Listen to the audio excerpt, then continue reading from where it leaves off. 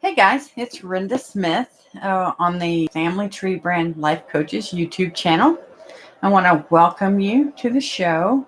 I'm going to give a little time for people to get in here and get my chat set up so that I can see you guys. So let me know when you're here.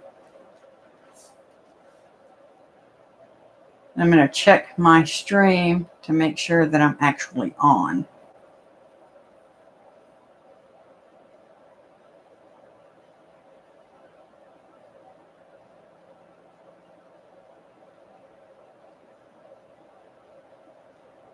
Okay, so we got one person here. So check in. Hey, Soren, I'm doing good. How are you? Welcome. We're going to give people time to get in and get set up, and I'm going to talk about some codependency tonight. So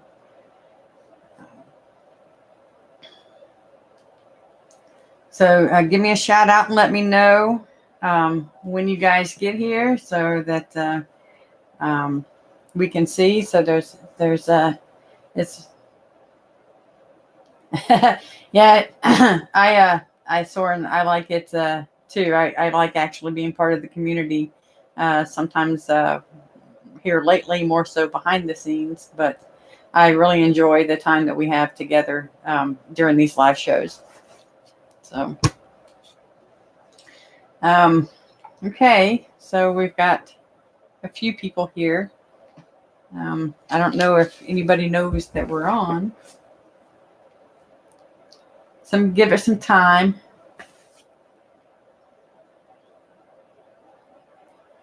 I'm going to post in the church group on Facebook, let everybody know.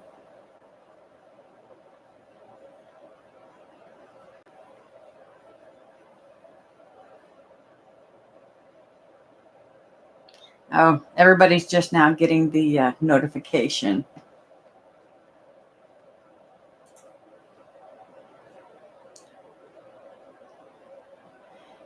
You're affected by a bitchy woman at the gym being mean to me. Is that being codependent? Well, Soren, are you putting her in front of yourself?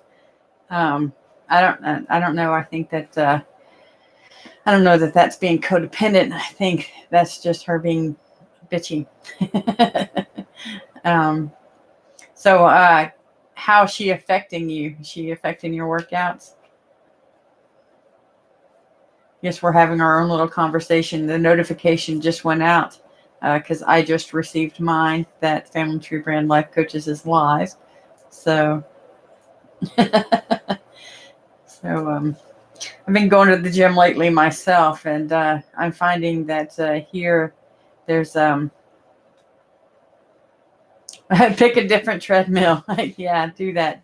I don't like the treadmill, so you don't have to see her. I like the bike better. So, hi Diana, welcome.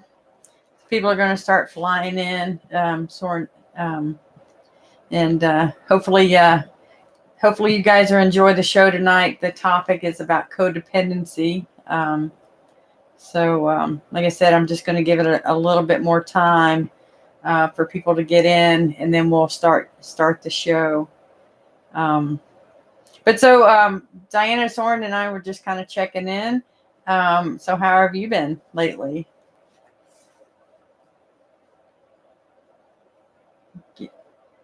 Chance to check in. Mark will be in the chat later on too. So just so you guys know. Is the volume okay?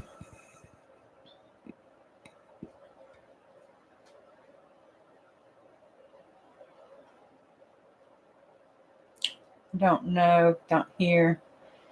All right. Well, we're going to go ahead and get started. If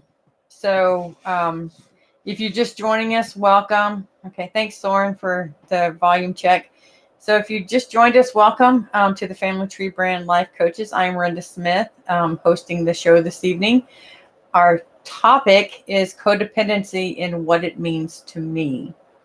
So what does that mean for me? So codependency is a relationship. Hi, Anna. So codependency is a relationship pattern of losing ourselves in another person, and it's also being called the disease of the lost self. More specifically, being codependent involves behavior where there's excessive enabling, where the controlling and caretaking within a relationship. So, whether you're in a committed relationship or friendship, if there's excessive enabling, controlling, manipulating to get your needs met, then that's being codependent. It's worth mentioning here that we are all at one time or another codependent. We all behave in this way at some time or another in a relationship. And so we all fall on the spectrum. Instead of having a healthy relationship with yourself, you make something or someone else more important. And that's really the core definition of being codependent. Over time, your thoughts, your feelings, and your actions revolve around that of another person. Your activity or your quote unquote addiction, whatever it is, and you increasingly abandon the relationship with yourself. So that's kind of a core definition of codependence. So now you're wondering whether or not you're codependent, and you're not alone in that. Different types of people behave in codependent manners, and codependence manifests. Yeah, it's nothing but a heartache, Sarah. So there's different types of people, and their behaviors in a codependent relationship may vary in degree. There are some people who are happy that are codependent, while others live in quiet misery. Codependence isn't something that you heal from. It's something that you learn to manage, and that you're not going to heal from it and be forever done with it. You've got to manage it throughout your life.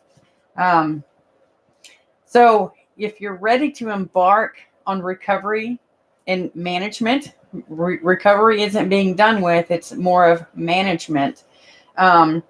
You're beginning an exciting and an empowering journey. So that's a good definition. I thought so too, Sorden, when I looked at that, and I kind of it really related to my core. So let's talk about some patterns and some characteristics of codependence. Now, the list that I'm going to read you guys actually comes from CODA, the Codependent Anonymous material. And so the patterns are the denial patterns, having difficulty identifying what you're feeling, minimizing, altering, or denying how you truly feel. You perceive yourself as completely unselfish and dedicated to the well-being of others. So this is what I mean by when you're other person focused. You're focusing on the needs and wants of another person. You lack empathy for the feelings and needs of others. Label others with their negative traits. So you're criticizing people by using their negative traits against them. And we all have negative traits. So they think that they can take care of themselves without any help from others. So you're super counter-dependent. You have this mentality of, I don't need anybody else. You mask your pain in various ways, such as anger, humor, or isolation. And oftentimes, the anger it's just a surface feeling. There's more underneath it, and usually it's sadness or fear. You express negatively or aggression in an indirect and passive ways. So in other words, you're being passive aggressive. You don't recognize the unavailability of those people to whom they are attracted. So what does that mean? So being unavailable, you don't recognize it, and you're being overly needy, and then you get mad when they're busy.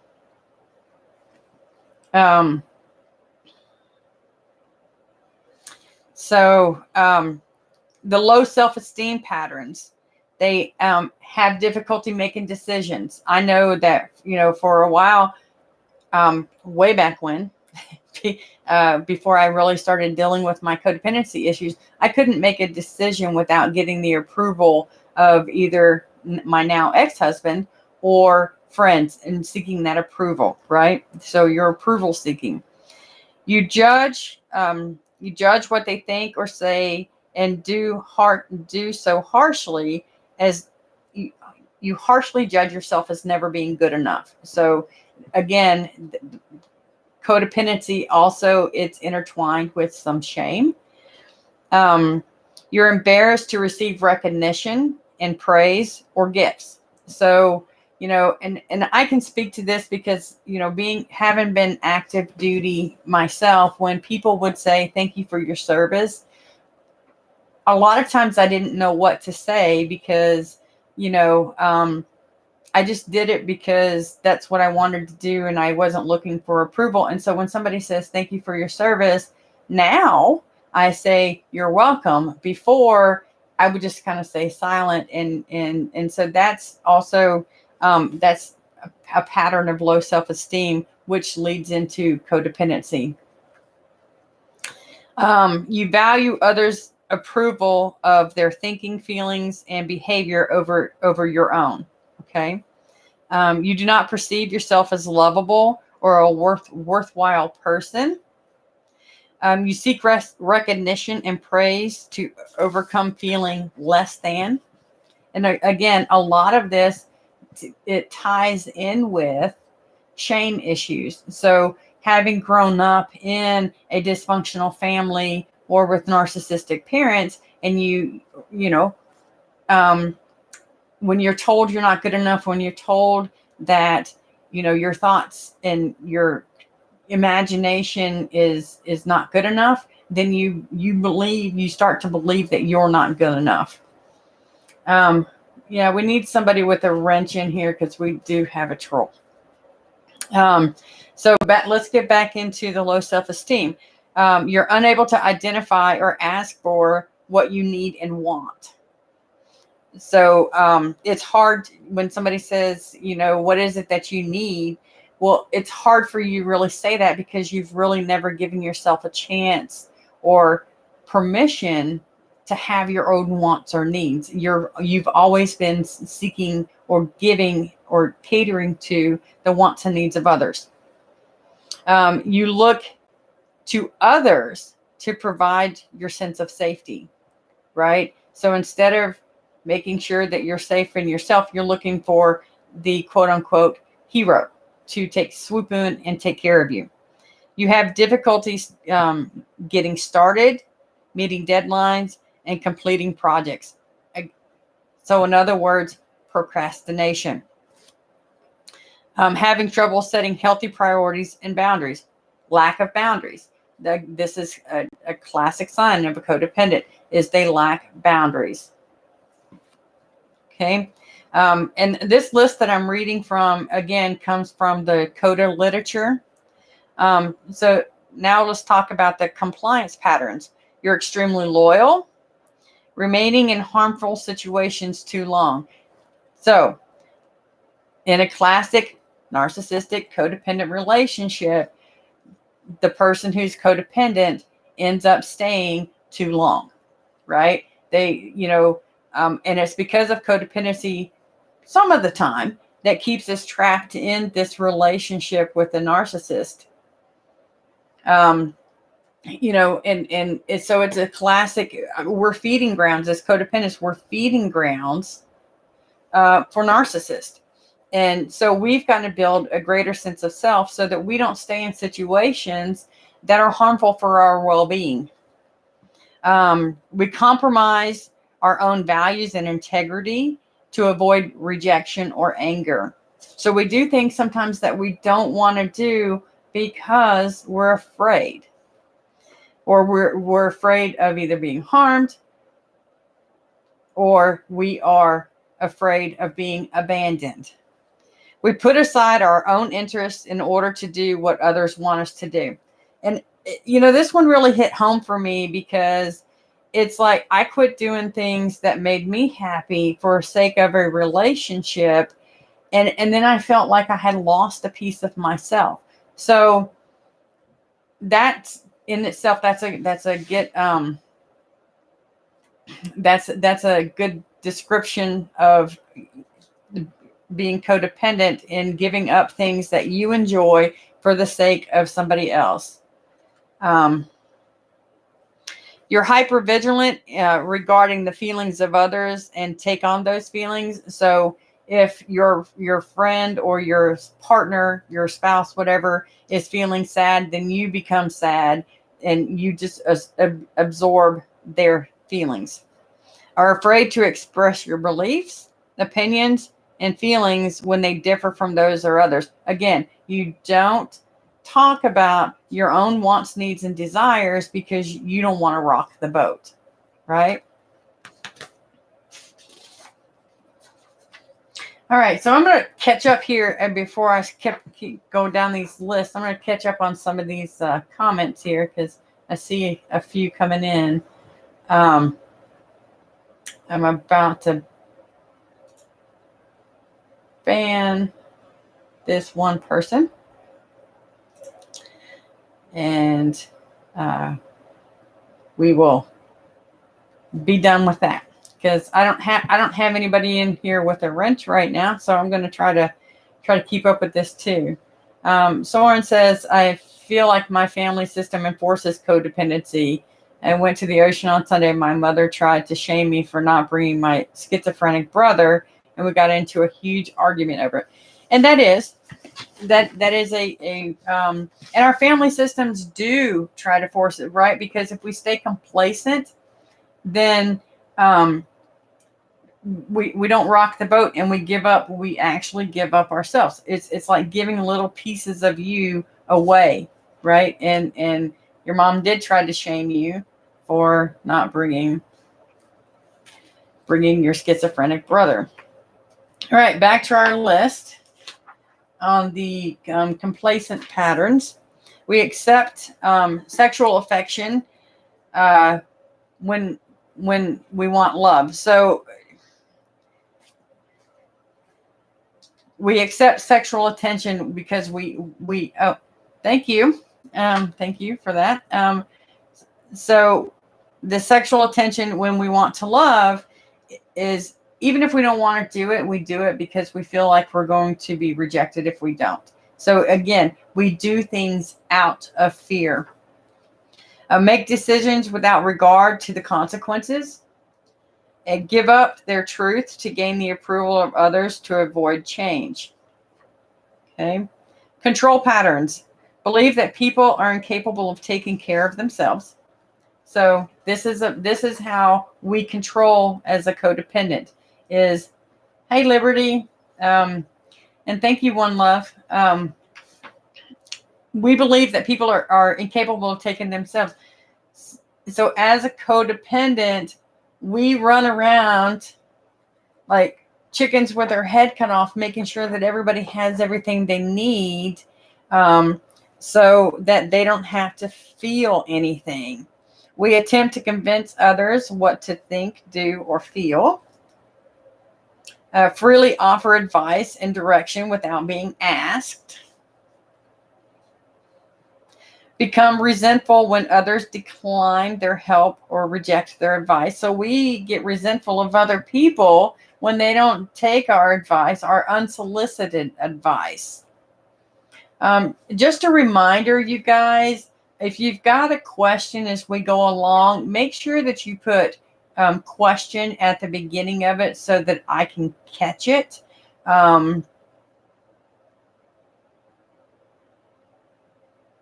So Azara, feeling guilty of thinking of breaking up with a borderline. I think I love her, but as you know, it's a roller coaster. Is codependency making it harder to leave? What is your advice? Well, I'm not going to tell you what to do, even though you've asked me. But yes, codependency is keeping you trapped in this. So you really need to ask yourself what's best for you. What is it that you want from this relationship if you're not getting it, and how you could get it? if you want to stay in the relationship. And if you don't, then you've got to make up your mind on how you want to handle it. So I'm not going to tell you to stay or go, but ask yourself, what is it that you want and what is best for you, right? Back to the control patterns. Lavish gifts and favors on those they want to influence. So we try to manipulate by giving gifts, right? We try to manage our own feelings of abandonment. By giving lavish gifts, by offering unsolicited advice, by making sure that everybody is taken care of in a way that we feel that they need to be. Have to feel needed in order to have a relationship with others. So we feel like we have to have a value to the other person in order to feel worthy to be in that relationship. Demand that their needs be met by others. So we expect others. It's like we give so much that we get mad and build a resentment towards somebody else when we don't get our needs met, but we haven't even asked for it. We haven't asked for our needs to be met. We use charm and charisma to convince others of their capacity to be caring and compassionate. Use blame and shame to exploit others emotionally. So when we don't get what we want, this is codependence. Okay, we blame and shame them until we really get what we want. So Soren's got a question. If we don't need a relationship to feel maximally happy, then why do we enter them? I get that codependency isn't healthy. I'm just not sure what a healthy orientation to a relationship is. So again, let me see. I'm going to pull out the little board. And we've done this many, many, many times. I'll pull out the little board. Reach your pen. So there's, three things in a relationship, which is, you guys see that? That's emotionally cut off, and that's not healthy.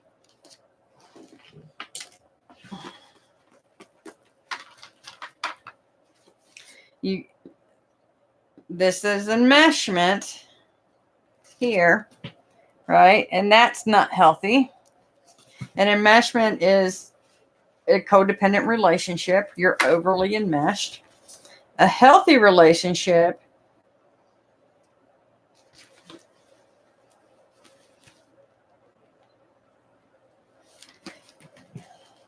is I am me and they are them, and we have a little bit in common here, right? So that's a healthy relationship. And we as human beings, we're social creatures. We're meant to be that way. That's what sets us apart, is that, we have the thoughts and feelings part of it. And we are social and want love and relationship by nature, and there's nothing wrong with it. But it's when you're forsaking the needs of yourself to give to others, and then you're feeling resentful or hurt because you're not getting what you need out of that relationship. Okay. So again, there's a fine balance, and all of us tip over into that codependency at some time or another, because that's the nature of relationships. So sometimes, not all relationships aren't always 50-50. Sometimes it's 90-10, right? Sometimes it's 70-30. But there's got to be balance. And you've got to quit putting, as a codependent, we have to stop putting other people's needs, wants, and desires in front of our own. And we've got to stop trying to manipulate in a codependent way to get our needs met, because we can ask for them and we don't need to manipulate to get them. Right. Refuse to cooperate, compromise, or negotiate. So sometimes when we want what we want, we stand our ground and try to get it. We adopt an attitude of indifference, helplessness, authority, or rage to manipulate the outcome. So Soren says, that makes sense. I am me and you are you. We're just together because we enjoy each other. It's so hard though. People have such shitty motives sometimes, and you don't know them in the beginning. That is very true. You don't know the motives, and that's why I'm saying take caution when going into a relationship, and really set down your expectations up front. It's not a guarantee that it's going to be met. It's not a guarantee that it's going to turn out like you want it, but at least up front, you're kind of setting up your needs, your wants, and your desires, and and speaking up for yourself. This one's really interesting. Using recovery jargon in an attempt to control the behavior of others. So, statements such as, you're such a borderline, or your shame is overcoming you, or staying on your side of the street, telling people that, you need to stay, using the recovery jargon as a manipulation to others, right? That's part of it. Pretend to agree with others to get what you want. So you just kind of go along and agree, even though that's really not what you want. So in other words, basically you're putting yourself in a position where your needs, wants, and desires are not being met. You pull people towards you, and then when they get too close, you push them away. So it's the classic: come here, get away; come here, get away; come here, get away. Right? That is also a classic borderline. I mean, a classic codependent. Refuse to give up self-will to avoid surrendering to a power greater than themselves. Sometimes we have to listen to the universe, and sometimes we oftentimes think that we have all the answers and that we can do it, and that we're capable of doing it on our own, and we don't need anybody else. And that's going off into the counter dependency. So it's like you swing from one to the other. You can be codependent or you can be counter dependent. And the codependency is, doing so much for other people, but you can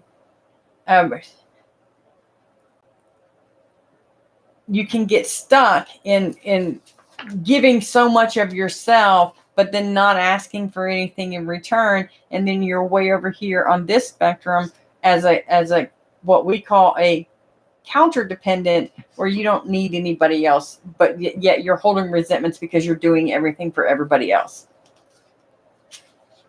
Right?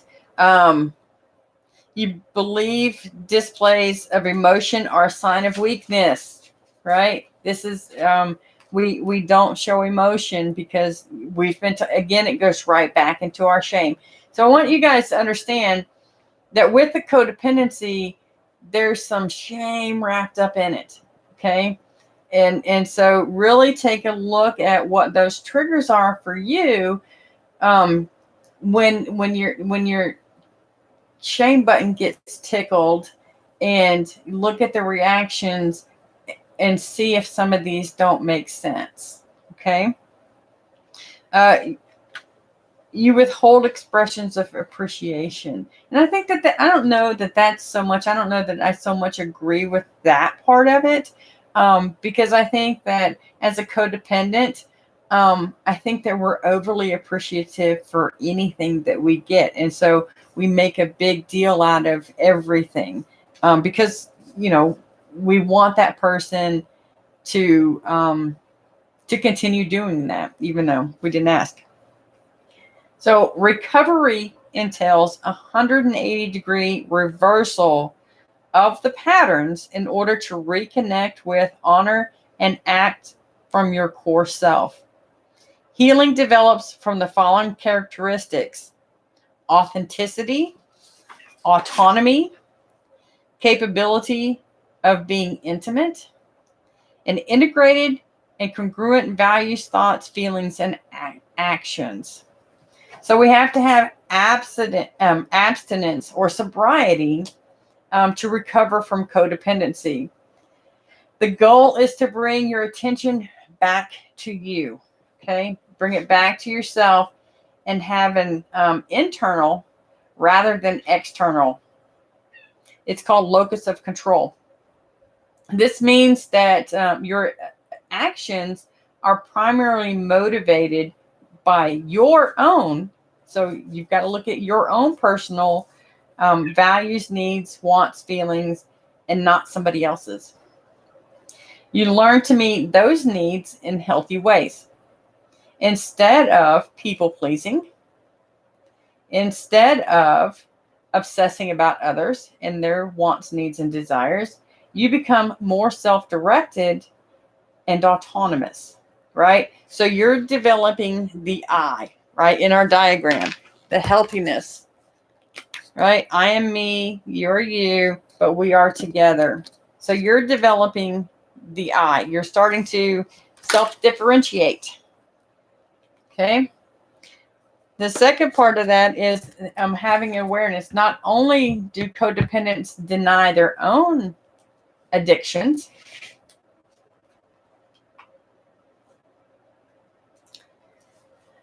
whether it be a drug, an activity, or a person, they deny their feelings. So as codependents, we deny our own feelings, and especially your needs, particularly emotional needs, from nurturing and real intimacy. So we give up of ourselves in order to be in a relationship, even though we aren't getting our emotional needs met.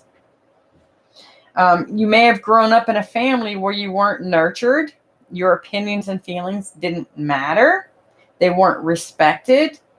And your emotional needs weren't adequately met. And over time, rather than risk rejection or criticism from your family, you learn to ignore your needs and your feelings and believe that you were wrong. Okay? Not only are they telling you that your needs, wants, and desires, they're not respected, but you're denying yourself of your own feelings. You're telling yourself that little voice inside of you is wrong. Okay? And this leads to the low self-esteem. So remember, I talked about earlier just about the signs of the low self-esteem. And again, like I said, you guys can get this from the coder literature and look up what they say about low self-esteem. To reverse these destructive habits, you have to become aware of them. The most damaging obstacle to self-esteem is the negative self-talk. So we have that critical inner parent that's sitting here nagging, you're not worth it. Nobody wants to hear what you have to say, and things of that nature. So it's learning to silence that inner critic. And there's a lot of things out there about learning because the inner critic is a wounded child, right? And so learning to silence that inner critic is a key component to healing and to being in recovery, because you can't heal it and it doesn't just go away.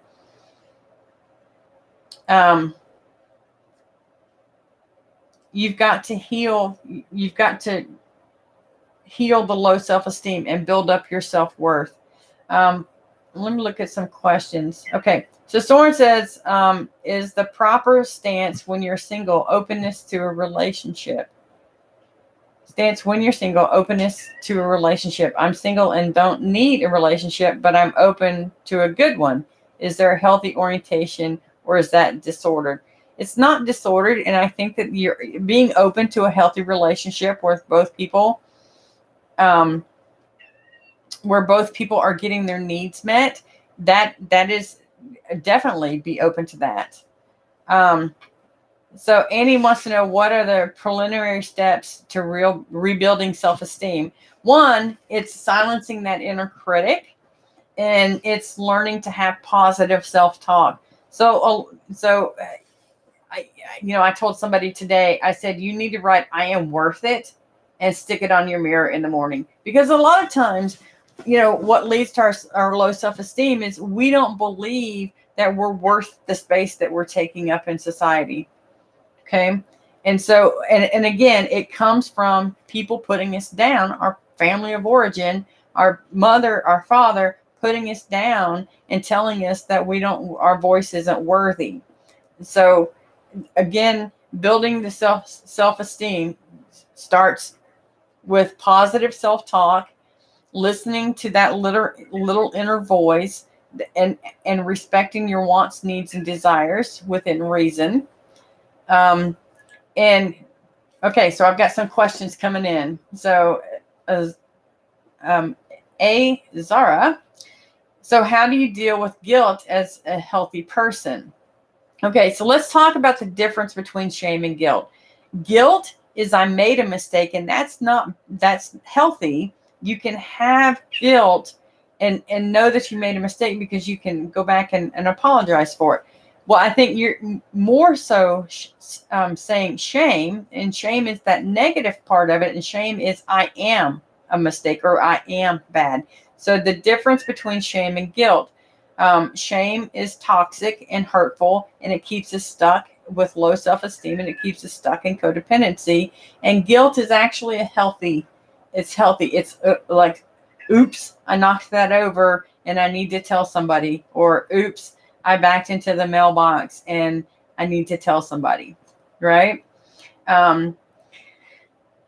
So I feel that breaking up causes someone I love a lot of pain. How do you deal with that, especially considering borderline personality persons fear most? Okay, so here again, you're looking at, I feel that breaking up will cause someone else a lot of pain. That is a codependent statement, right? You're not responsible for other people's feelings. Okay, you're not I know that breakups are hurtful. However, if it's in your best interest and into your, it's you've got to do what's best for you in the situation. Feelings are feelings, and everybody gets their feelings hurt at some point in time. Breakups are horrible.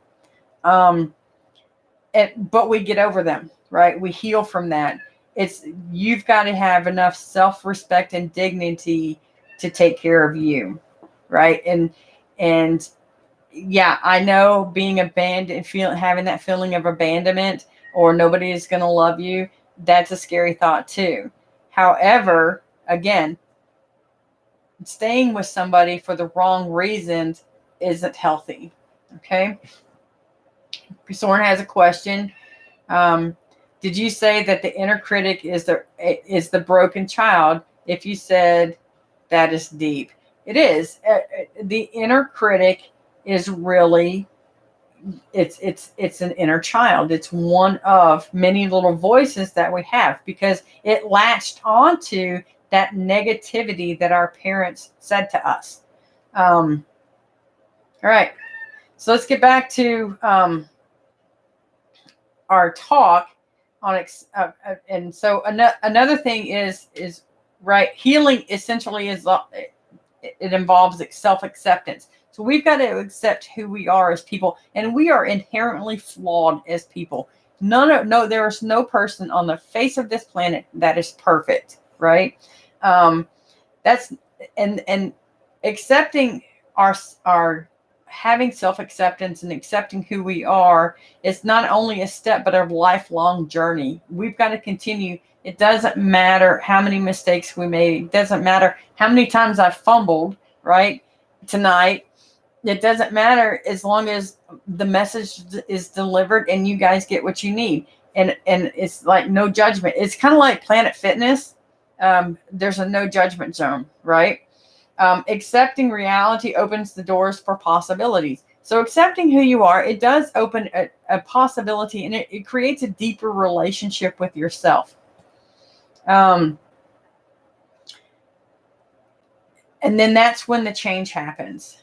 Having self-acceptance means that you don't have to please everybody else for the fear that they won't like you, right? So let me repeat that.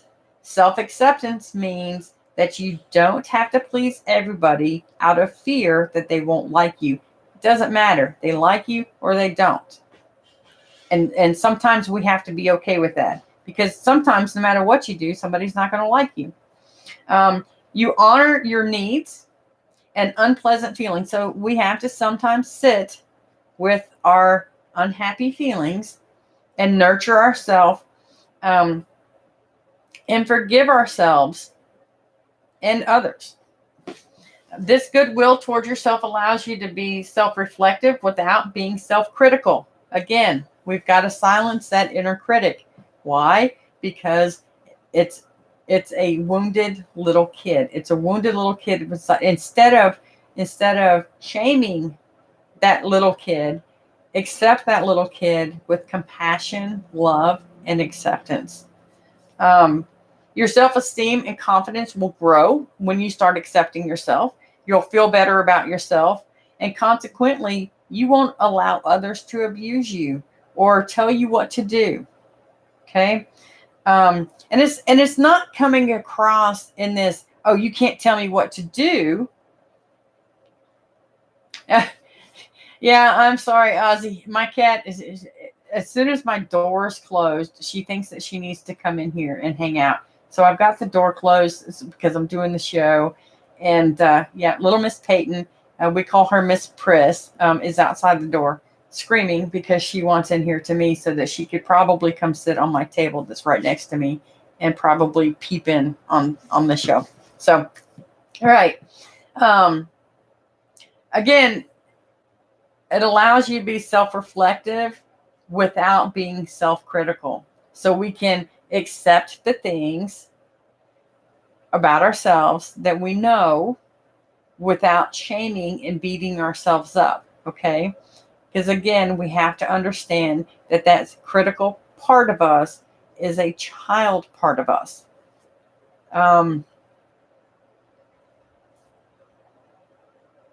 Instead of manipulating, you'll become more authentic and assertive.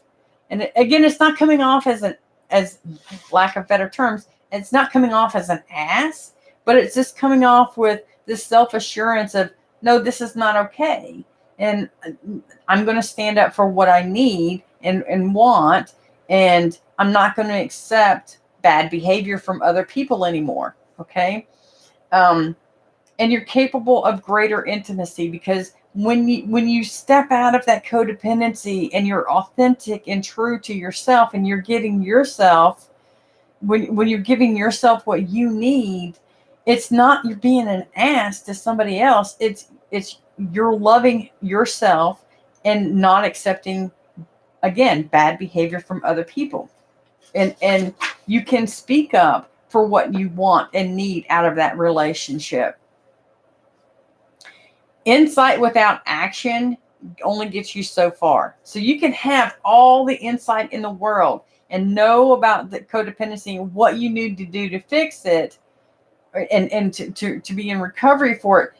But in order to grow, self-awareness and self-acceptance must be accompanied by new behavior. So you can have all the insight in the world, but if you don't have an action, it's not really going to get you anywhere. Okay? This involves taking risk and venturing outside your comfort zone.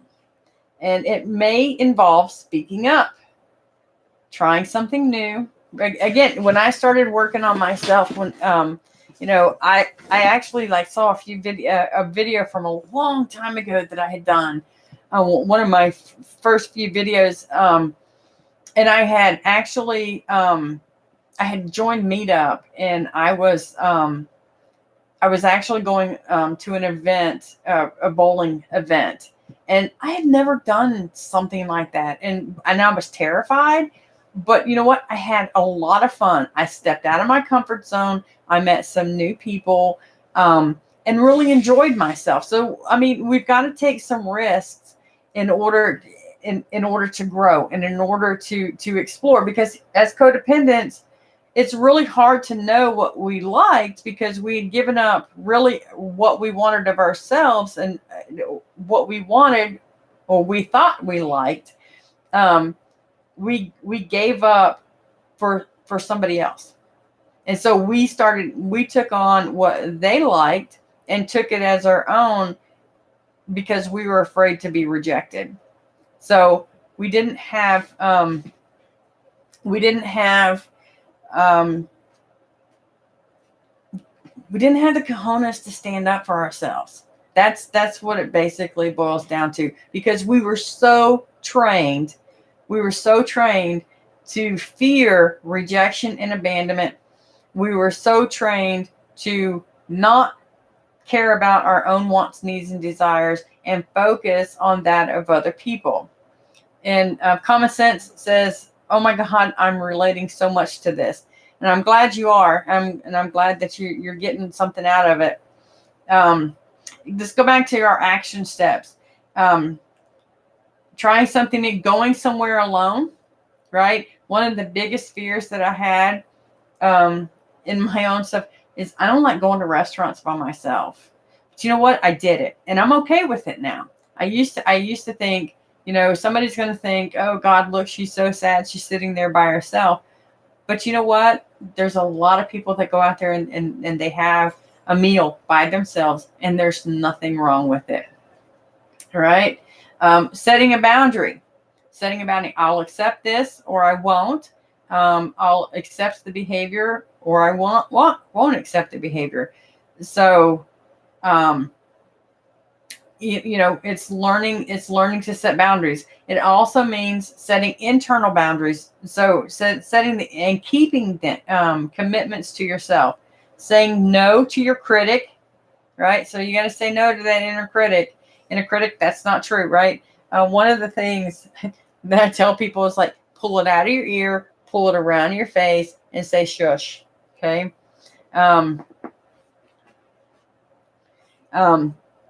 So you got to silence. You got to work on silencing that inner critic, because that inner critic is always going to be sitting here repeating the same things that your parents said, that you learned as a kid. You're just going to be repeating those negative patterns, and it's going to keep you stuck.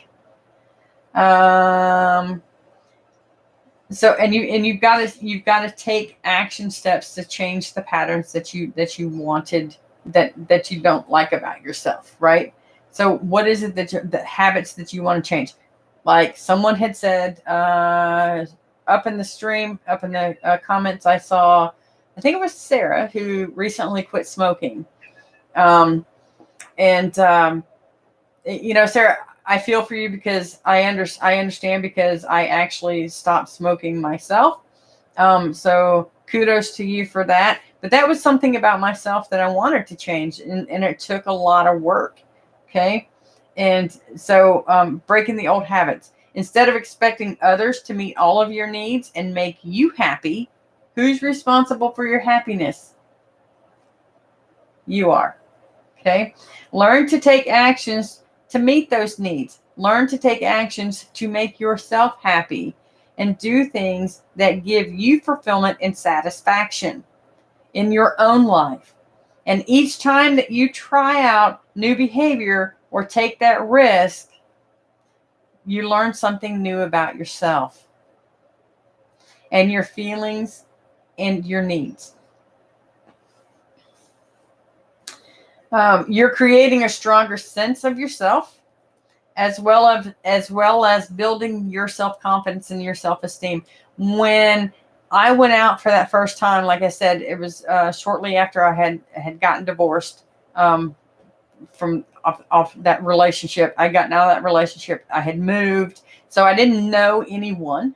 Right, this is before Mark and I got married. But what if? So I took that step. And I thought, right, I'm very self-critical. So I thought, well, they're not going to like me, or this, that, and the other. And then I got there, and there was a group of actually people who were right about my daughter's age, And I'm like, I'm too old to be hanging out with these people and this, that, and the other. But you know what? They accepted me, and we had so much fun, and we got together several times after that. And it was a joy to be around them. And so I stepped out of my comfort zone. I engaged, and I had a really good time. So take the risk, learn things new about yourself. Learn um, learn what your limits are. Learn new boundaries, right? Learn to set new expectations of yourself, because complacentness you've got to grow. Okay, you've got to push yourself to do it different than what you've always done. And this builds upon itself in a positive feedback loop, right? So you're looping this positive stuff as you're growing. This builds upon the positive feedback loop, and then the downward spiral of codependency, which creates more fear, depression, and low self-esteem. So you want to get out of that spiral, right? You want to start building and coming up, and it's kind of like the shame spiral, right? Or the autobiography in 5 short chapters. You go down the street, you fall in a hole. You go down the street the next day, you fall in the same hole. Again, and then finally you just go down a different street. Words are actions. They have power and reflect your self-esteem. Becoming assertive is a learning process and is perhaps the most powerful tool in your recovery. So now, assertiveness is not being an asshole. Okay? You guys got to remember that. Assertiveness is not coming off as an ass. It's standing up for what you want in a non-reactive way. Right? Assertiveness requires that you know yourself and risk making that public. Right? So you got to know yourself, and you got to risk making it public. It entails setting limits, and this is respecting and honoring yourself. And you get to be the author of your own life. What you'll do and not do, again, is setting boundaries, right? And how people will or will not treat you. So again, I'm going to say it again. Assertiveness is not being a jerk, right? Assertiveness is saying, yes, I will, or no, I won't. And that's it. And in a non-reactive, powerful voice, right? So let's talk about turning the focus. I'm going to actually, let me hold off right here. I'm going to get a drink, and I'm going to kind of come up to look at some of your comments, because I've been going a while here. So I'd like to interact with you guys. See where I left off here. What I've noticed is we don't have any wrenches in here tonight. Where are our wrenches? Oh, somebody lost 20 pounds. Awesome. Eddie, you've gone to a movie by yourself. Actually, a couple weeks ago, I went to a movie by myself. So good for you. Common sense. Oh, you think? Let me get back up here to that one. He wants me. I love him, and I think he's very codependent on me. He says he worries about me out there by myself, but I think he's worried someone will take me away from him. And that's his fear of abandonment. And you're in an enmeshed codependent relationship. Again, we're going to go back to the picture. Healthy relationship. I am me. You are you. We are we. Okay.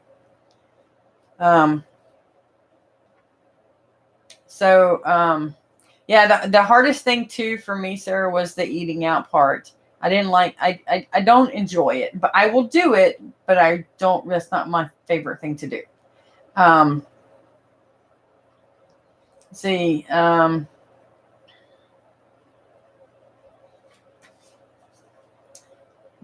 see, I'm just scrolling through the comments and see what you guys, So wrenches, yeah, the wrenches are MIA. I don't know where our wrenches are tonight. Maybe they got the weeks mixed up. Thanks, Jilligan. I actually, yes, I have gotten a lot of sun. I I have raccoon eyes, guys, because I have my sunglasses on. I tried to cover it up as much as I could, but I know that I have raccoon eyes. But anyway, yeah. So, okay. So let's talk about turning the focus on yourself. Focusing on someone else is a real problem for codependents, right? So letting go of that isn't really easy. And turning that around so that you focus on you doesn't make you selfish. Remember, let me see. Here we go.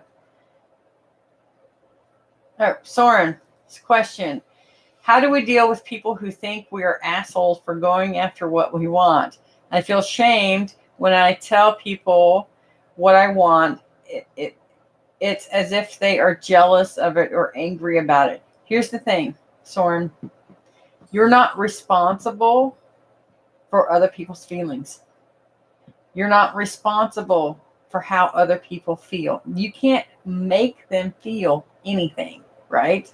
I don't have nobody has the capability to make me feel anything. I take care of that on my own.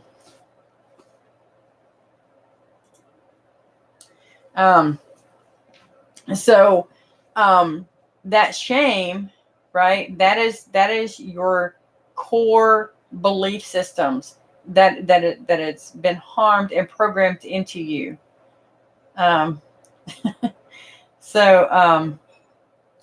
Anyway, my husband's making lovely comments. Thank you, honey. So that's the thing, is that you're not responsible for how other people feel. Okay.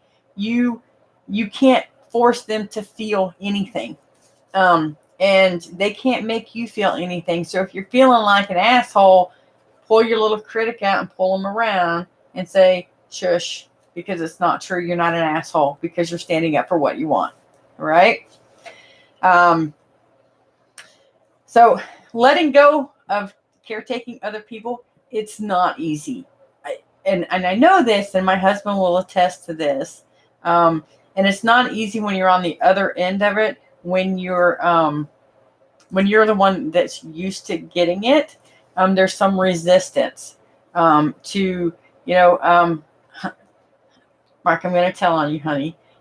Mark says, you're getting too healthy because you're not doing everything for me anymore. And that's the thing, is doing what other people can do for themselves is actually robbing them of the ability to grow. So remind yourself of that the next time that you're cleaning up somebody else's mess when they're fully capable of doing it themselves. And I don't care whether it's dishes. I don't care whether it's a legal mess that they've gotten themselves into. If you jump in and fix it for them, you're robbing them of their having the ability to grow. Turning that around, so turn it around so the focus is on you, doesn't make you selfish. In fact, it's showing respect for someone else's autonomy and boundaries. Okay, so it's showing respect for their autonomy and boundaries by allowing them to take care of themselves. Okay. Now, it doesn't mean that you never do anything for anybody else.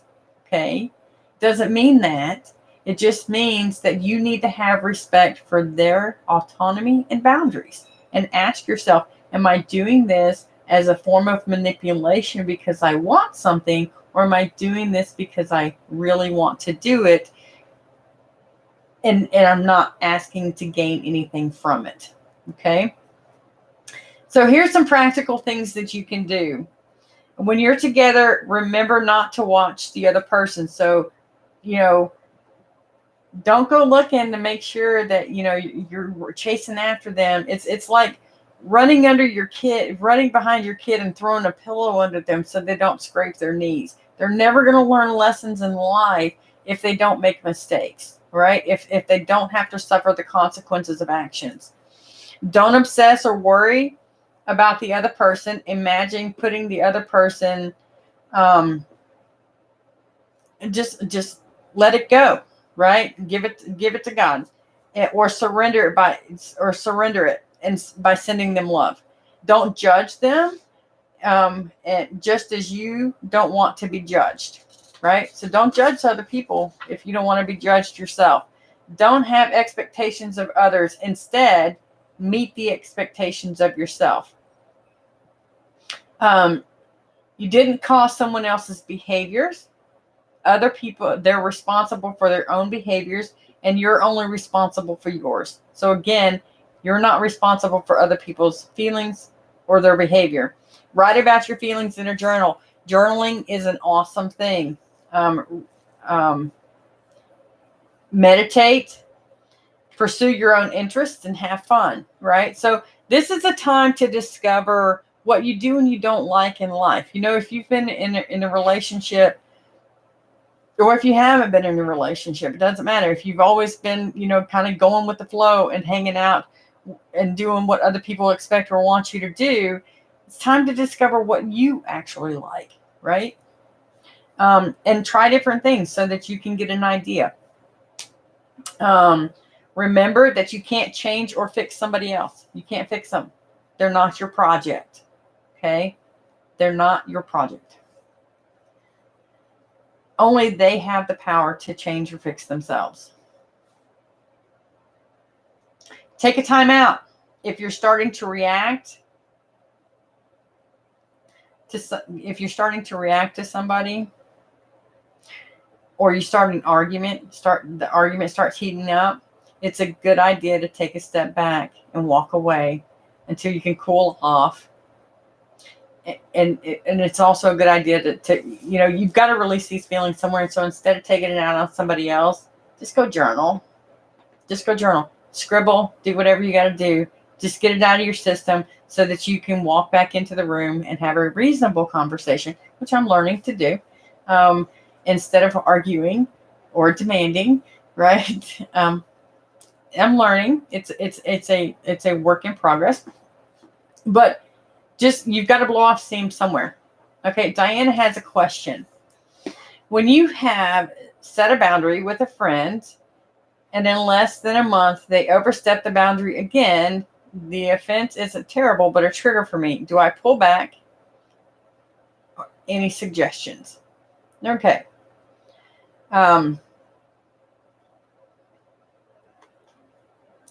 So you set a boundary, and in less than a month, they've overstepped the boundary again. So my question to you, Diana, is what was the consequence?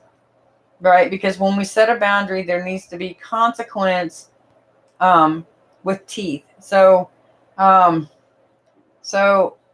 there's a conversation going on, and it's at really not an appropriate time, and you say, hey, now it's not a good time for this, but they keep on talking, then you can say, hey, you know what, if this continues, then I'm going to leave the room, or I'm going to roll over and put my earphones in. Okay.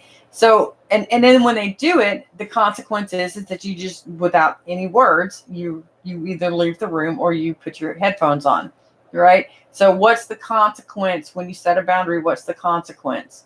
And sometimes people need a gentle reminder. They may have forgotten it. Okay. Common sense says, I guess I thought controlling me means he loves me, and he does. I've had a husband that didn't care what I did and would like him to let go a little. Oh, so here's the thing, common sense, is you've got to ask for it. Okay? Ask for your needs to be met. If you think that he's smothering you, be authentic with him. Share with him how it makes you feel, right? Another thing to help with healing your codependency is, like I said, again, we often suffer from low self-esteem. So write positive things about yourself in your journal every single day. Look for things that you did well. Look for the things that you like about yourself and write them down. You know, write them. You've got to remind yourself what an awesome individual you are, right? There is nobody else on the face of this planet that is just like you. And common sense, you're a people pleaser, and I totally get it. But this talk is for you in learning how to stop pleasing other people and have a stand. You see how miserable it makes you and unhappy. I'm not going to say miserable because I don't know that you are, but unhappy it makes you, and you make you feel smothered because you're not standing up for your own wants, needs, and desires. Okay. Sometimes you can have expectations and make assumptions without someone very close to you, which you wouldn't of a friend. Ask yourself how you would treat the other person if she or he wasn't your partner. Okay, so common sense, listen to this, right? Take the labels off. Sometimes you can have expectations and make assumptions about someone very close to you, which you wouldn't about a friend. Okay? Ask yourself how you would treat another person if he or she wasn't your partner. So maybe this is something to bring up, with your partner is, this is how it makes me feel. How would you feel if this happened to you? So some things to get you started in this recovery process. When you're tempted to think or worry about someone else, put the attention back on yourself. Pay attention to how you talk and treat yourself. Much of low self-esteem is self-inflicted. Did you hear that? We self-inflict pain because we're so hard on ourselves and we shame ourselves. Our inner critic gets the best of us. We procrastinate and then we beat ourselves up some more. So it's just like we keep taking that whip and just beating ourselves down. And this is all before anybody else has a chance to say anything to us. Okay. Train yourself to speak gently and encouraging rather than telling yourself what you should or shouldn't do. Take the shoulds out.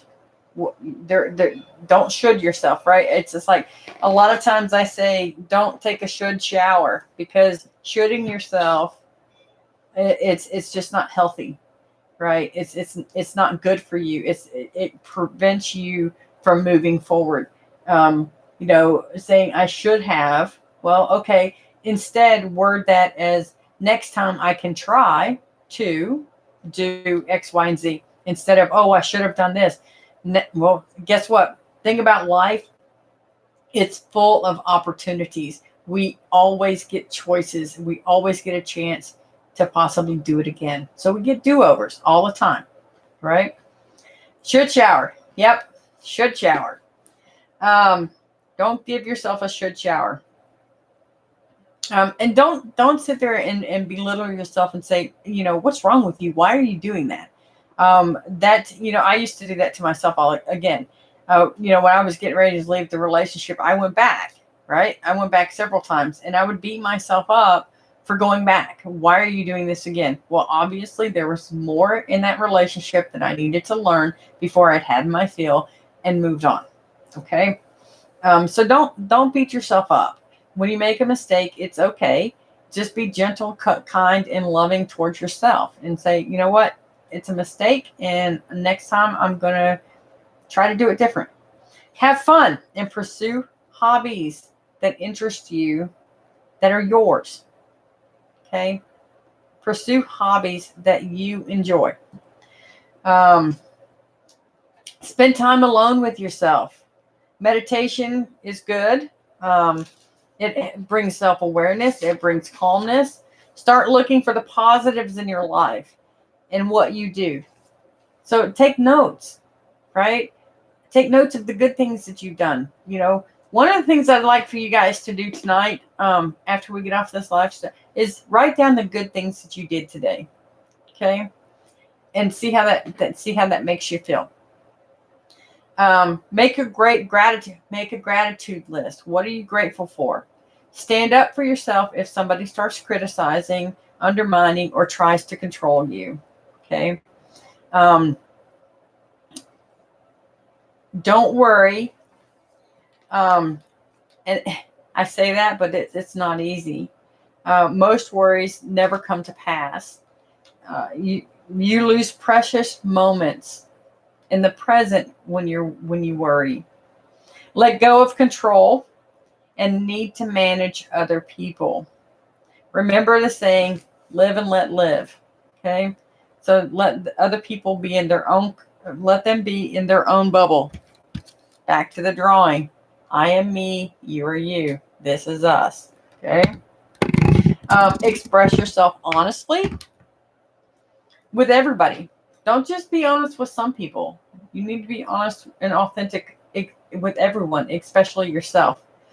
Say what you think and what you feel and ask for what you need, but don't do it reactively. Okay?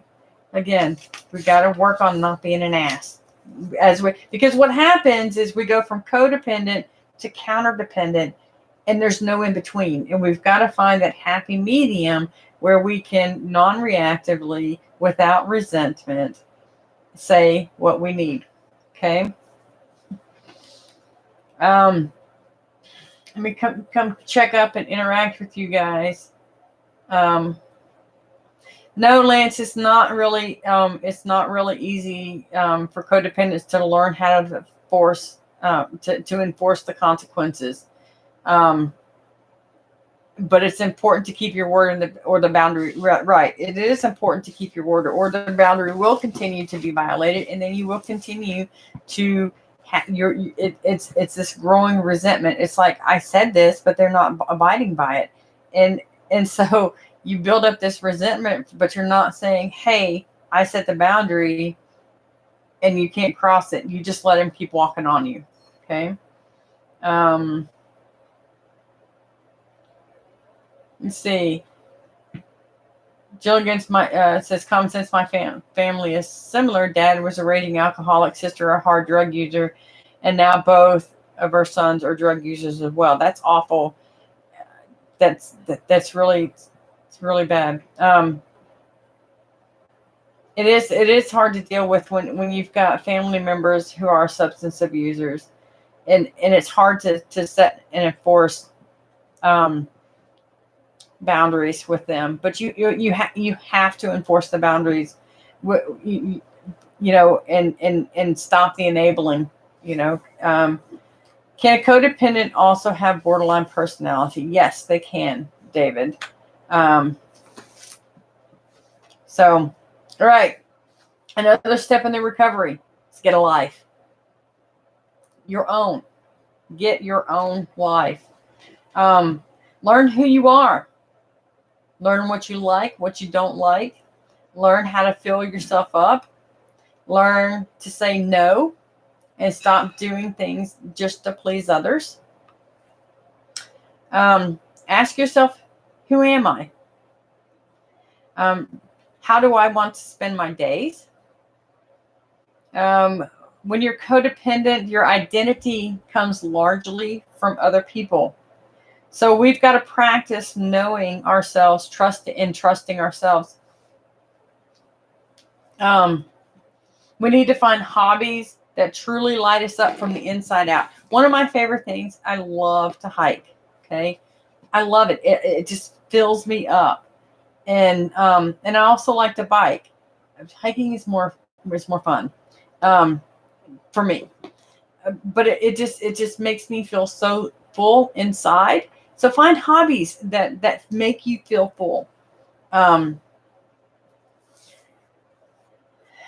don't look for anybody else don't look for them to say it's okay for you to do that. You do it because you want to do it. And don't look for them to tell you how to feel. Make up your own damn mind. And it's going to take time. It's going to take time because we are so used to looking to other people for how to feel. I know when I was a kid, I would take the temperature of my mother. I'd kind of look in the room, and if I saw that she was the slightest bit irritated, which was all the time, I actually learned to walk from one side of the house to the other without breathing, as not to disturb her. Okay. That's insane. That isn't, I mean, that was insane, but that's what I did. I did it to save myself, one, but I did it, and it was just reinforcing my adult behavior as a codependent. Is I always put other people in front of myself. I'm learning now that I don't have to do that to be accepted.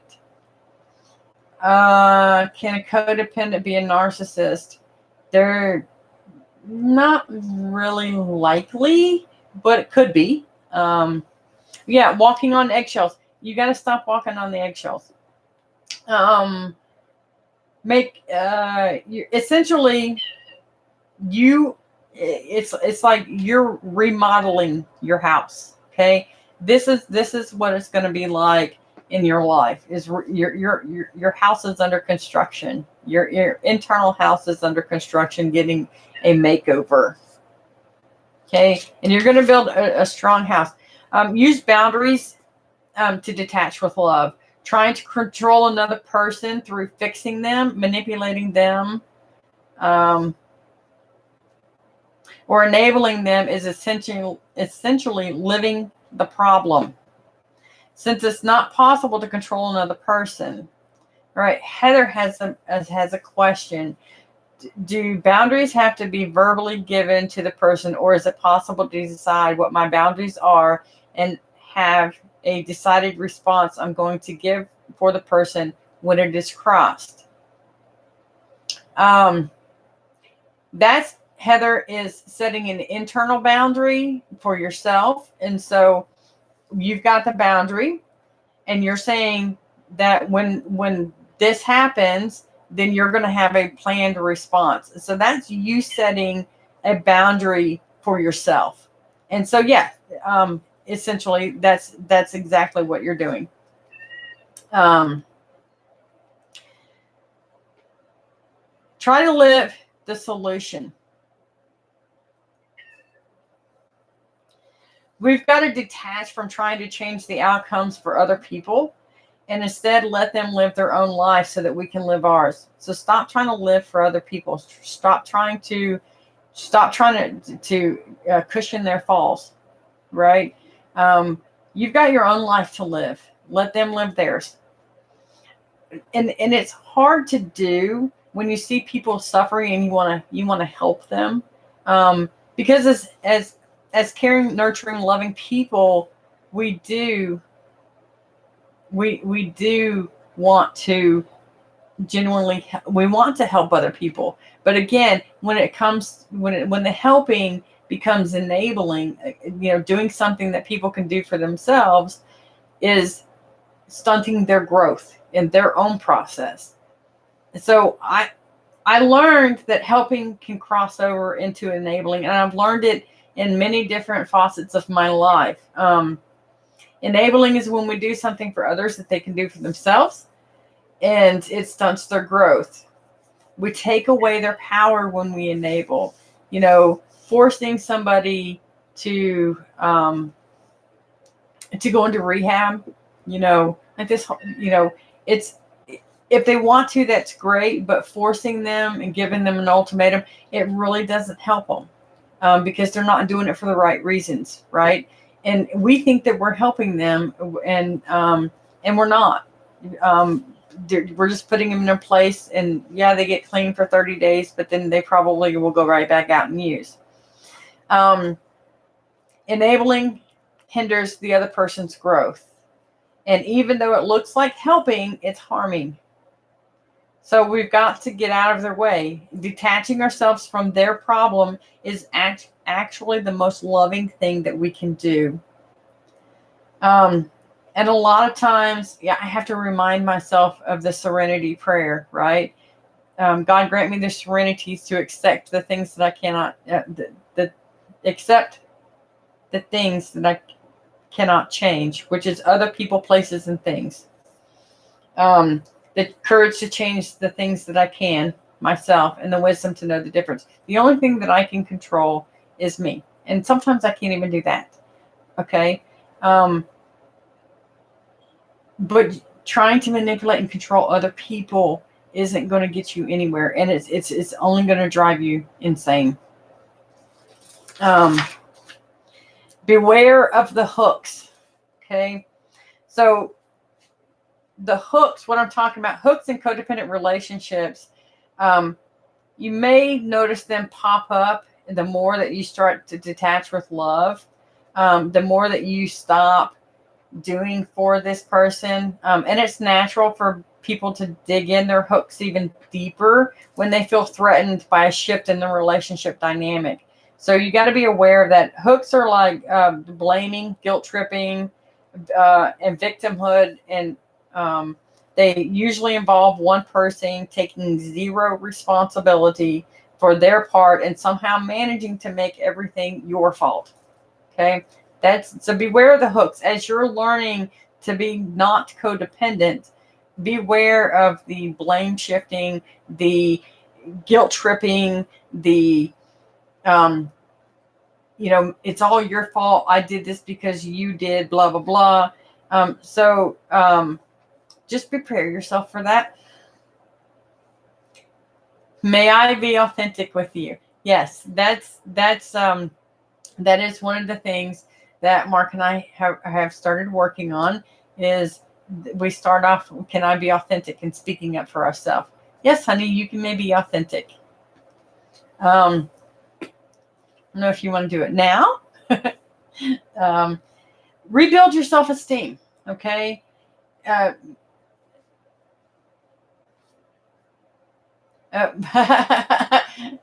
Soren says, oh shit, Mark's about to be authentic.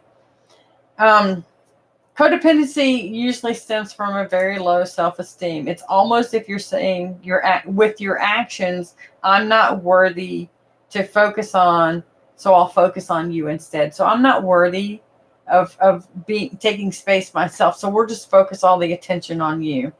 So we're stuck in a codependent cycle. We lose what little sense of self that we have to begin with. And again, we've got to build our own self-esteem to get out of it.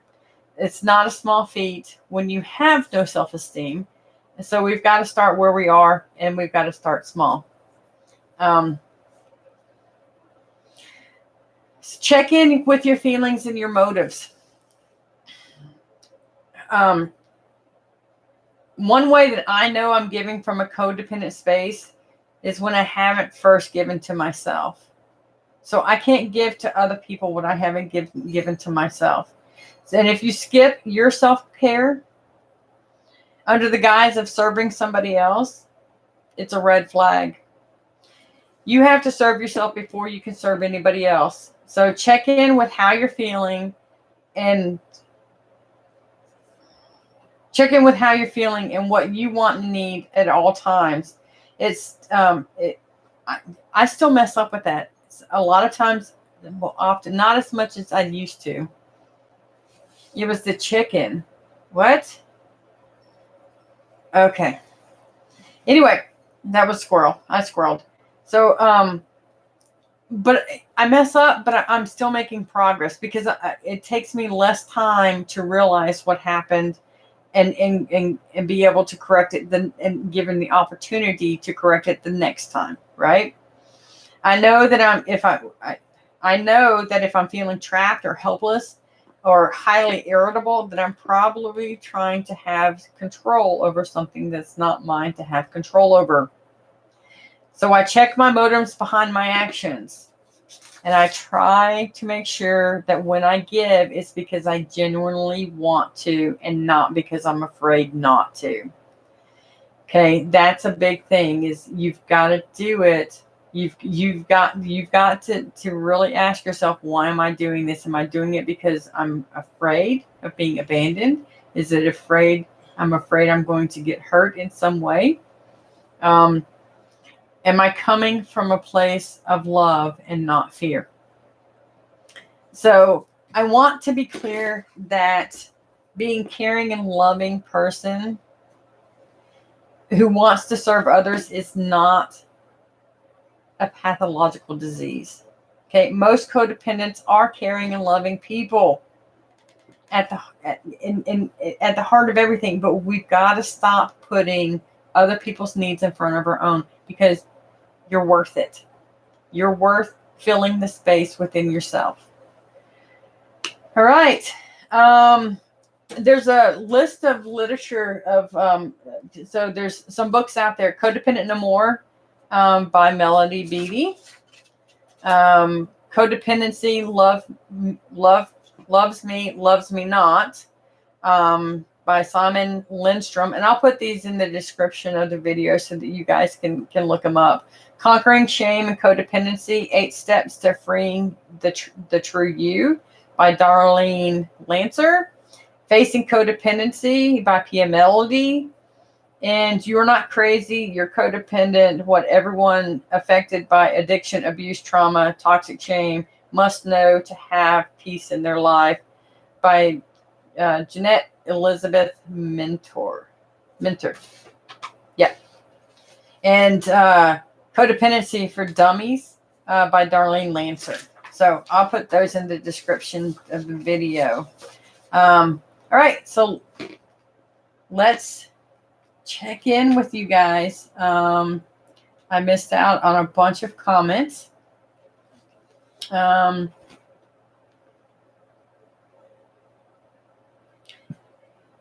It's really, I mean, here, common sense, everybody's got issues. We all have issues. So I don't think any of us made it out of our childhood unscathed. I just don't. Oh, it's the chicken. Okay. Watch your expectations. That's what, yes, exactly. Watch your expectations. Right.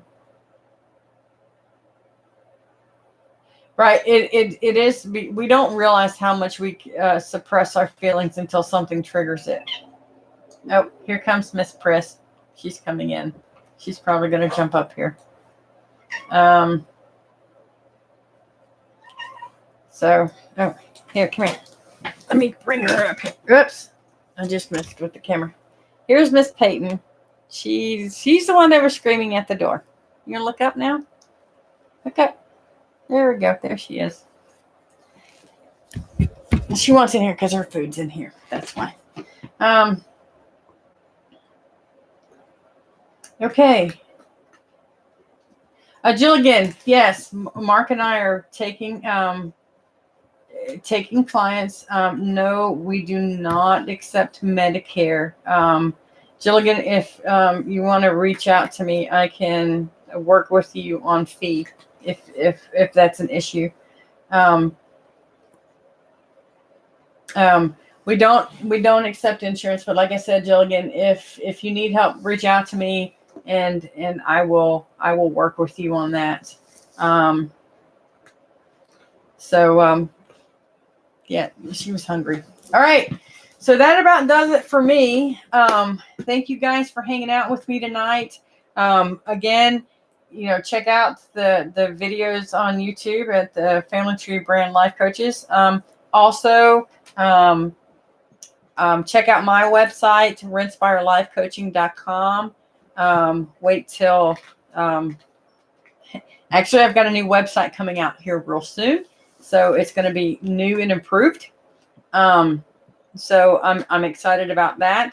You can email me at rinspirelifecoaching@gmail.com.